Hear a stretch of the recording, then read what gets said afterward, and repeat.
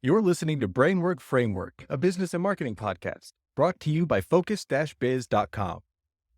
With me today is Scott Hardiman, owner of Further Coaching, who's going to share some of the tips and tricks about what he's doing right, his journey through entrepreneurship, so that we can all take these and perform some action from them. Scott, thanks so much for joining me.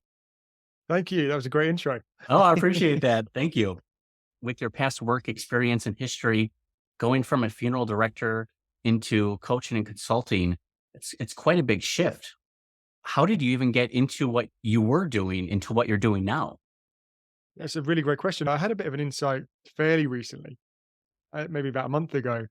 I was talking to someone and I was explaining the difference between funeral directing and why I transitioned and why I'm doing coaching now. And I was thinking, well, actually, there are a lot of similarities because when you are funeral directing, you're listening, you're asking questions, you are trying to guide people if they need that guidance. And it's very similar to coaching. It's basically what I do there. So it's strange how I've gone from one job which required a certain skill set to another job which requires a similar skill set. And you would think they're completely different, being with death and then coaching and helping people thrive in life, but it's actually very similar. So yeah. Yes. I would say the similarities, you're helping people through a very difficult time where they have more questions than answers. So the overlap, I'm sure, has helped you improve the results for your clients as well. Massively. It had a huge impact on me. And obviously at the time, I didn't sit there and think, oh, this is going to really help me in my life. I just did the job and I was very good at it naturally. Mhm. I don't ask me why. I was just able to really connect with people and really resonate with them and empathize with them. So I didn't think in that moment, this is going to have a profound impact on my life later on. And I often say to my clients, it's those insignificant or the insignificant things that we say are insignificant, but they're not. And later down the line, you look back and say, oh, wow, that small thing that I did has led me to where I am now. So that's how I would view that. Yeah. Trying to improve your personal life, relationships, your career, whether you're a business owner. I think we all could benefit from some sort of coaching and mentoring because other people have gone through it before. They've seen the experiences. They know what to do or what not to do. And there's a benefit to accountability as well. What would you say are some of the highlights of the benefits that you bring to people's lives through your coaching and consulting? Great question. I think a lot of what I've been through, you get a lot of experience. For the things that I've been through, you talk about funeral directing. That wasn't something I planned to do. I didn't grow up thinking I want to be a funeral director. I grew up and I had a lot of anxiety and stress and low confidence. And I would just remember I was working in an estate agent, so real estate in the US. I imagine you call it real estate. And I wasn't very good at it because I didn't have the confidence. It was just a job. I was trying to improve, couldn't really because I was trying to come from a place that I didn't realize at the time was a lot of trauma, a lot of demons within me, a lot of problems. And I was trying to do something that I wasn't very good at. And then one of my best friends, he said to me, speak to my brother. He's in the funeral world. I was like, that's interesting. He said, look, there's a job going. I think you'd be really good at it. At the time, I didn't really think much of it. Now I'm not sure what he meant by that. What did you see in me? And I thought, well, I'm going to give it a go. So I went for the interview, and the guy that I interviewed with, he said, you'll either be in this job for 30 years or 30 days. And I liked the idea of the challenge. So I said, yeah, let's do it. And I was only about 20 years old. And then I stayed in that role for almost, well, it was about 9 years. And I worked in different businesses and I worked my way up. So for a funeral operative, which is cleaning the vehicles and bits and pieces like that, carrying coffins. And then I became a funeral director and then ultimately a general manager. And it was a very enlightening experience. You learn a lot about people. I learned a lot about myself. I learned a lot about how to overcome challenges. I developed a whole ton of skills, which again, as we've spoken about, helped me massively in what I do now. And then alongside that journey, I was really into sport. So I trained as a personal trainer as more like a side hustle. So it was something just to keep me busy, something away from funeral directing because it does consume you, as you can imagine. And I decided I'm going to do personal training. I did that on the side, really enjoyed it on the weekends and in the evenings. And I thought, wow, I'm actually helping people outside of the gym more than inside the gym.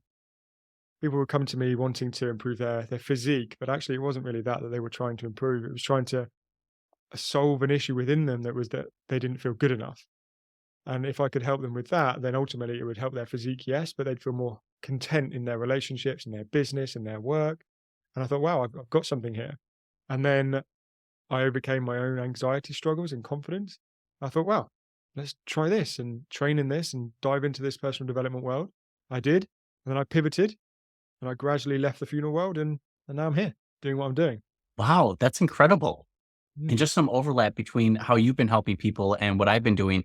It's funny that you mentioned that people come to you for a specific issue, like you said, personal training, but you realize later on the problem goes much deeper.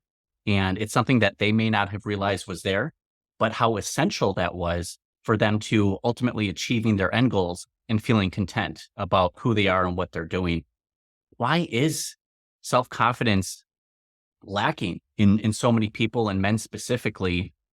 And why does that self confidence help propel us into reaching our goals? Yeah, it's so necessary, I think, having confidence because ultimately it allows you to take action and action gets you moving forward towards your goals. And there's that saying, self doubt is the killer of confidence, and confidence comes from action. And if we have confidence, we take action. If we take action, we have confidence. So it's kind of like a two-pronged thing. We really need to recognize that. So if we can understand where we're lacking, we can build on that. Then we take action, and then it's just a cycle. You start to gradually build confidence. And why do I think people are lacking? I think it's because they, in the past, maybe I feel like it's changing now. There was a real lack of awareness for people. They didn't understand themselves as much, and they weren't willing to look into that. So a lot of people I come across nowadays, a lot of guys that I coach, they come to me with, I would call it surface level problems. I procrastinate. And I'm like, well, it's not procrastination. Procrastination is a symptom of something that you're ignoring.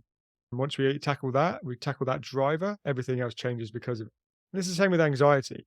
Anxiety is a symptom, but so many people this day and age, or low confidence is a symptom. And they hone in and say, I'm low in confidence and that's the problem, or I'm anxious and that's the problem. And they're trying to fix something that isn't really the problem. They're And then trying to fix a symptom. exactly. Yeah. So it's like going to the doctor and you've got a rash and you say, hey, I've got a rash. And they say, take this cream and rub it into your arm and then the rash will go. But that's not what it's doing. There's a deeper level problem that's causing the rash. And that's why often people keep having the rash. It won't really go away until they do the work internally within themselves. And that's for the same for the mind as well. How do people at home who are struggling with this kind of get that fire, that spark to then take action? How do you inspire people then to take action if the action is then going to help fix those issues with self confidence? A lot of the time, it has to be intrinsic, right? Mhm. It has to be something within. I'm ready to take the action. I'm ready to change now. And unfortunately, a lot of the time it comes down to pain. And I wish it wasn't that way. And there's plenty of guys that don't get into that level of pain in order to make change. They get to a point of, I need to change and I want to change now. But for me, it was a high level of pain that catapulted me into this world. And I look back, I think, God, that was painful. But without that, I wouldn't be ready. So I'm very grateful for it. And I wish it wasn't that. I wish we didn't have to go through that pain in order to create change. And the more awareness that we can put out there that it doesn't have to be that way, the more you'll see change within people without experiencing so much of that. Does that make sense? Absolutely. And pain is a huge motivator. I think that is what propelled me to start my own business. I think a lot of people struggle with similar feelings, the lack of self-confidence, the anxiety, procrastination, especially when we're trying to get to that next level. So based on a few of the clients that you've had in the past, do you mind sharing a story with someone that you've helped? You don't have to get too specific, but specific enough to kind of share the experience about what they went through and then how you helped them get to that next level, the results that you got. Absolutely. And one of the clients that comes to mind, his name's James. I won't tell you his surname, but his name's James. Really great guy. He runs an events business, doing very well. He started during COVID and he did fantastically well because in the UK, no one could go abroad. So everyone stayed at home and he ran events. So people went to the events after that. That was obviously when things opened up. However, he also had a bit of trauma or turmoil with his partner. They separated and he's got a child. So it was very traumatic for him. And he wanted to feel happier, more confident in himself and start to move forward in his business. So we worked together for 3 months, nearly 4 months. And I remember on our third session, I said to him, so how are you getting on? And we always stay in contact. I'm really big on accountability, me, because I understand what is required for people to change. And he said, look, I'll be honest, Scott. He said, it's been turmoil. And I went, oh, I'm not sure how I feel about that feedback. But he said, but it was exactly what I needed because now it's allowed me to create change. Sometimes we need to really face the challenges that we're experiencing rather than just ignore them because they don't go anywhere. the challenges we're experiencing, unless we face them, they will pop out just when we don't want them. Like I speak about it like a shadow, right? The sun comes out, you see your shadow. The sun goes down, you can't see your shadow, but it's still a part of you, right? And it comes out. And it's the same if we have these challenges, these problems, and we ignore them just when you don't want them, bang, they're there. They're going to just come out, anger, frustration, whatever it might look like. So for him, it was about really uncovering the challenges he was going through and being truly honest with him, and him being honest with himself. And then he was able to reveal them, remove them. And once we did that, it was exactly what he needed. And that was his word. It was turmoil, but it's exactly what I needed. And then things that happened for him, for example, where his business, he had 3 members of staff in key positions and they weren't performing well.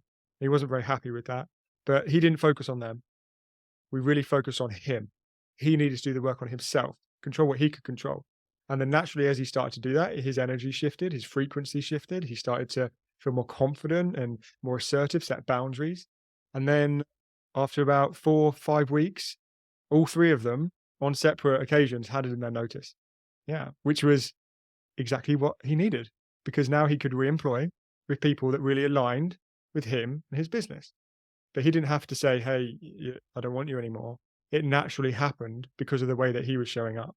And that's just a fantastic example of what coaching can do when you focus on you rather than anyone else. Wow, that's incredible. Sometimes the problems just seem to kind of take care of themselves as you start fixing everything else in your life or your business of what you're doing. That's Yeah, incredible. you focus on you and it has a ripple effect. And I remember doing some training and someone put it like this. They said, imagine that we want to be on the best possible frequency in order to attract the things that we want in our life. And I don't wear a tin hat, right? I get that. But I do believe that the world is made up of energy. And if we can show up in the best possible way, life is going to meet us and opportunities will arise. It's just the way it is. If we smile more, someone might smile back and their relationship's going to be made. Yeah, it's sometimes as simple as that. And Yes. they put it as, imagine you've got a radio station and the radio is tuned into something that you don't like. So someone might not like rap music, but it's tuned into that. And all they can hear is rap, but they don't like rap. It's bloody annoying. But what they really want to listen to is indie rock and roll. And they know it's there. Everything they want is there. That indie is there, but they're on the wrong frequency of the radio. What happens though? As soon as you change that frequency to that of indie, what do you hear? You hear what you want to hear, right? Exactly. So, but that's as soon as you change your frequency. And that's the same as us. If we can change I keep saying frequency, but if we can change the language we use, if we can change the energy we sit in, we can change our mindset, then all of a sudden we open ourselves up to more of the things that are out there for us already. And that's essentially what happened. And it's entirely true that our attitude, our aura, our energy that we give off is contagious. Mm. We can see that in our daily interactions. When you smile and someone smiles back, wow, the energy just lifts in the room. There was a really good quote from a wedding speech because we DJ for weddings. And there was a really great speech that really stuck with me that the father of the bride said, your attitude shapes your perception and your perception shapes your reality. And I thought that was so incredibly powerful to hear such a clear and concise message like that, where it's really our attitude can change how we look at the world, and how we look at the world shapes the reality that we're in. That shows the importance of bringing your energy levels up, your attitude, your outlook on life, because only when we make that a possibility for those doors to open, the opportunities will be there, but we need to be in a state of well-being that we can go through those doors and take advantage of those opportunities. Yeah, spot on. I love that. That's Yeah, really well put. Yeah. but it's not sunshine and rainbows. Obviously, the end goal is the rainbow at the end, what we're hoping to achieve, but confronting our limitations, that is so uncomfortable. Things that put us outside of our comfort zone, they don't feel good. But I think at the end of the day, once we confront them and we overcome them, we can look back at them and say, oh, why was I so scared of that to begin with? If I can overcome this challenge, what else can I overcome? Oh, I'm going to tackle this next. So I think it kind of changing that attitude, having those early wins can really help shape your confidence and affect your future going forward. Absolutely. Yeah, because it gets you taking action. And as we spoke about, action creates confidence. You take action, you learn, and then you grow. And then you take more action, you learn, and then you grow. And you take more action, and then you become more competent at whatever it is that you're trying to work on, whether it's building your confidence in a certain skill set, whether it's talking in front of people, or building a business. And then the things you're more competent in, you're naturally more confident in. And that all stems from action and stepping out your comfort zone. Like you said, I think there's a statement I use that really helps me. If it's uncomfortable and it's scary, that's where I go because that's where I grow. And that sounds really cheesy, but it is. If it's uncomfortable, and I hear people say to me, so many guys will say, "Oh, well, it's terrifying." I go, "Well, is it? You don't look terrified, right? The language you use is so powerful." So if they're telling themselves it's terrifying, then they're not going to go ahead and do it. But if they start to tell themselves, "Well, it's a bit scary," and I say, "Well, how many things have you done in your life that are scary?" "Oh, so much." "Great. Well, go ahead and do it then." Because if it's uncomfortable and scary, that's where we need to go. Absolutely true. We have to turn that perception around onto ourselves and really take a look at what are our shortcomings, what are we good at, and then how do we fix those shortcomings in order to propel us to that next level. It's a challenge. Yeah, it's a challenge and one that we're up for taking, though. It's like Tony Right. Robbins says, "Problems are a sign of life, and I want to live."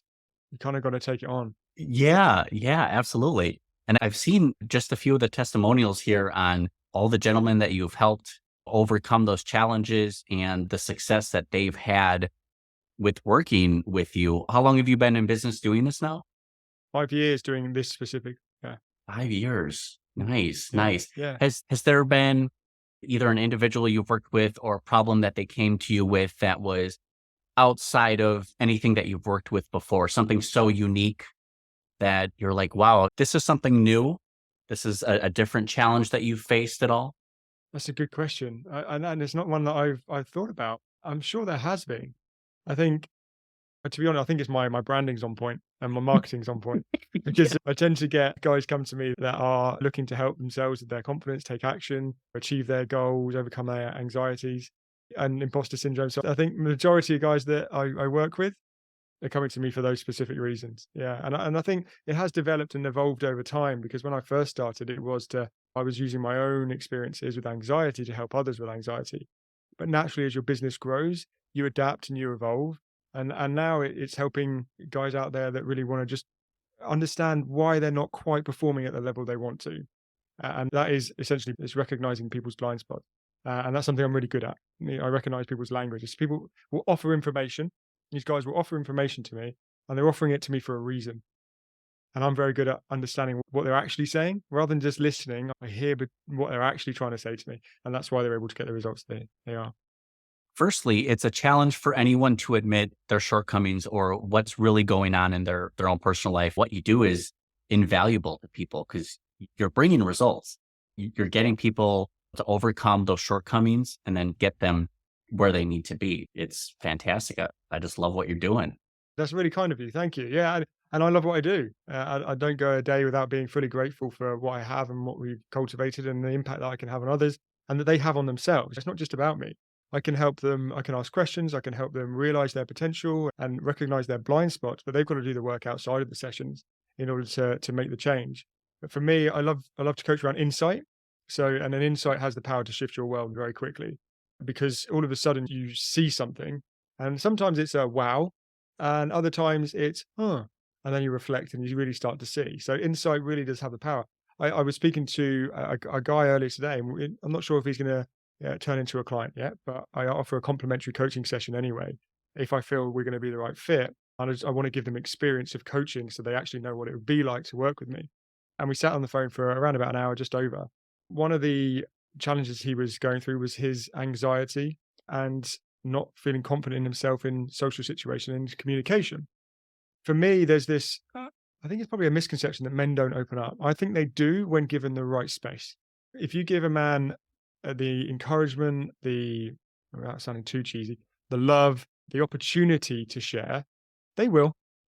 I see it enough. I understand. I see it every single time the guys open up to me with things that they haven't shared with people before because I allow them that space, right? And it's super important. So I allowed him that space, and it's that passing comment of, "Oh, my childhood wasn't very good." Okay, well, I noted that down, we came back to it, and I said, "Well, tell me about it." And he shared with me his mum was quite abusive to him, and it wasn't his dad wasn't around. He wasn't feeling like he had that support. And his mum would all of a sudden just kick off with him and not give him what he required, like he'd done something wrong, right? But he didn't say those words. I said to him, So do you believe there's something wrong with you? And he was just taken aback. He actually took a deep breath in, like, wow, like it just hit the point because now he has figured out a driving force for him, which was then triggering thoughts and feelings, actions, and then results. And that driver was, there's something wrong with me. Now, if there's something wrong with you, are you going to be confident in what you're doing? No, You can't. no. You'd be avoiding things because you didn't want to do it wrong because then it would trigger the part of you that feels like there's something wrong with you. Therefore, you procrastinate. You would not want to go into social situations. You wouldn't want to communicate effectively. Some people will be more adaptive to it and they'll do anything to be right. Some people won't adapt so well to it and they'll avoid situation or procrastinate. So for him, it was like that wow moment. And we worked through it. And I said, well, is it true that there's something wrong with you? He said, no. I said, without that limitation, what could you do? What is possible for you? He said, well, anything.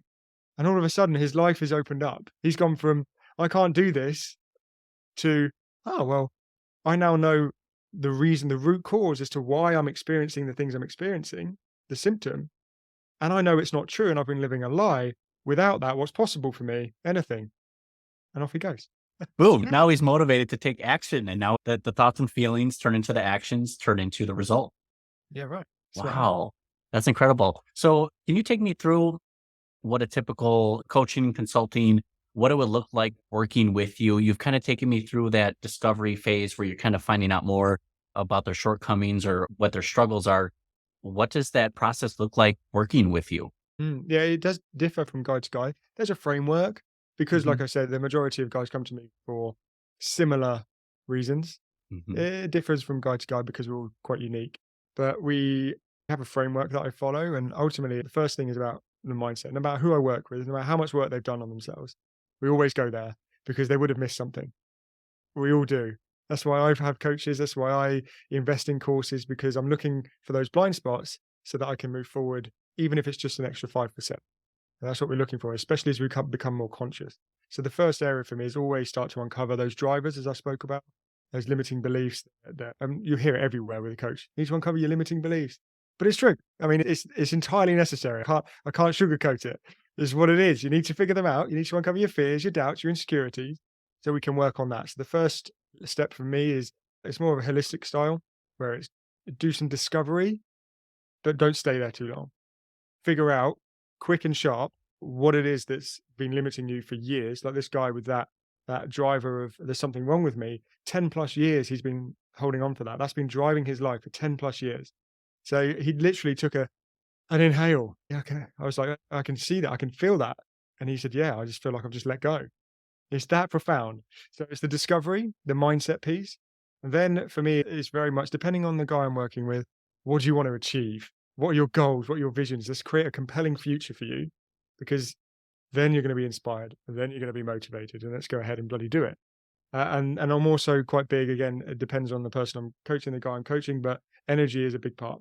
It's recognizing what gives you energy, what drains you of energy, and doing more of the things that give you and less of what drains you, as well as sitting on, I spoke about earlier, that frequency so you can attract more of what you want.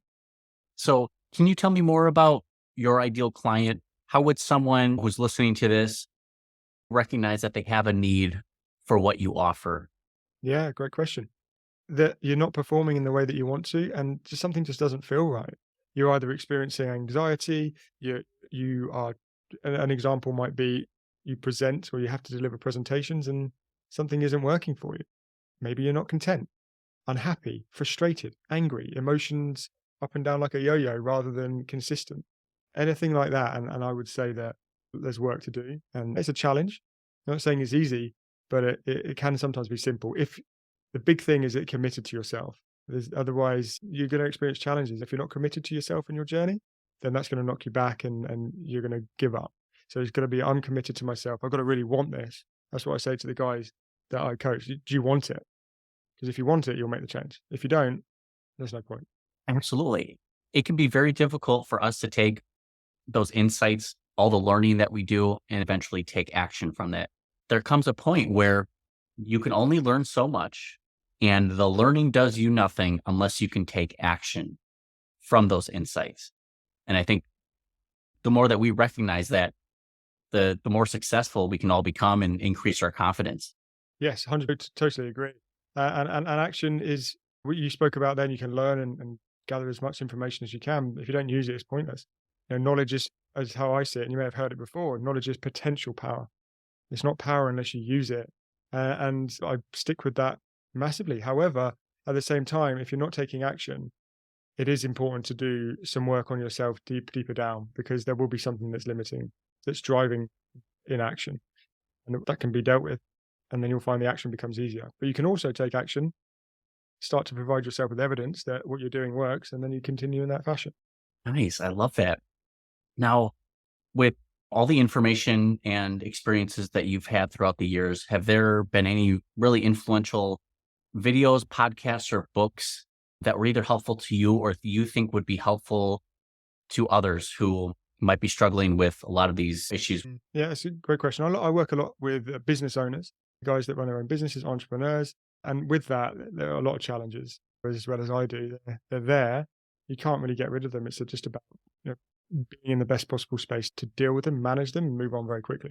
And one book that I read, which really was quite profound. I think for me, I like to absorb information from books, but I don't tend to take it as gospel.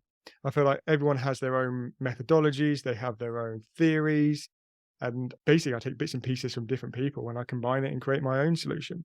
And one of the books that really I love is by a guy called, you would have heard of him, I'm sure, Dr. Joe Dispenza. His book is Breaking the Habit of Being Yourself. And I really love that book. Why I like it is because a lot of what he does is he talks about the universe and spirituality a lot, which some people might not like. And it wasn't something I was really into, but I'm starting to understand it more and I lean into that more these days. That's why I talk about energy. But he backs a lot of what he talks about with neuroscience. And that's very difficult to say, well, that doesn't work because it's backed by science. And anyone knows that anything backed by science tends to be pretty solid. Not always these days. So I Very love that true. book, Breaking the Habit of Being Yourself by Dr. Joe Dispenza. And yeah, that's the one book that really shifted me. And when I first got into personal development, I'm looking at it now, Awaken the Giant Within by Tony Robbins. That was a book that opened my eyes to this world of personal development and started me on my journey of overcoming my anxiety. So that book is a game changer as well. Perfect. I am typing that in now so that I can have that as a reference later. I am ordering that, putting that on the Amazon wish list. I appreciate that. Great. And just on a side note, I love books. I love courses. I invest in myself all the time. The one difference between a book and getting someone to coach you or mentor you or be with you in some capacity, hold you accountable, is that a book doesn't talk back to you. A book will say nothing most of the time, unless it's an audiobook. But also at the same time, how many books I knew I used to do it in the past. I'd read a book and chapter 1, do this task. I'll just read chapter 2. Yeah, do this task. Oh no, I'll just read chapter that you get through the whole bloody book and you haven't done anything. And then it's information. And then there's a guy called Jim Quick who says shelf help, essentially. It's not self-help, it's shelf help because it's just going on the shelf. You put it in your mind, but you put it straight on the shelf and you haven't implemented. So it's really important, whether it's you go ahead and implement what the book says, because it will, there is no doubt it will have an impact on some level. You'll get a return on investment. Or find yourself someone that holds you accountable and can call out your BS and has a strategy to help you, and also can catch those blind spots for you because they're there. We all have them. Yes, absolutely. You're offering a free discovery session with them if you can find the right fit and you see that potential for working together. But first of all, there's a discovery call, which is either myself or my partner, which is actually my wife and also business partner, Kayla. And we just have a quick 15 minute call just to make sure that you are aligned with us and we're aligned with you. And then if that is the case, then we'll book a complimentary coaching session. That will be directly with me. And then if we feel that's right and you've got a lot of value and you're ready to move forward, then we talk about the best way forward.